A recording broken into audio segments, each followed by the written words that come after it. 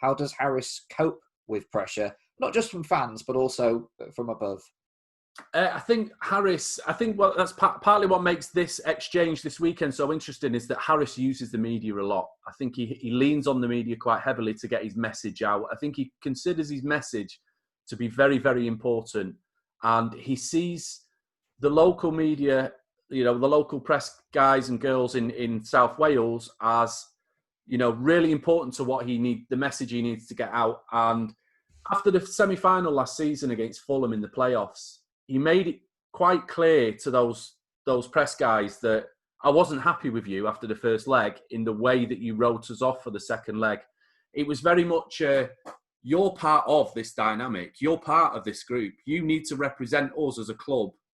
And it's like I talk about this masculinity. He'll tolerate criticism, but he won't tolerate pessimism. When the mood around the club is pessimistic because of the way things are being reported, he doesn't like that. And I think this is part of, he came into this press conference on Friday night and he was determined to set the narrative. And it was almost like he was saying to them all individually, you're either with me or you're not. So I'm going to be aware now of what you report. This is my interpretation of the game. How far away from that are you going to stray in your reporting of it? Because I want a nice positive camp going into when we come back from the international break. I want everyone to be on the same page with the same positivity.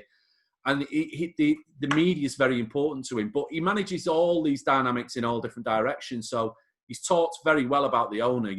Vincent Tan's had a lot of terrible publicity in his early days in Cardiff.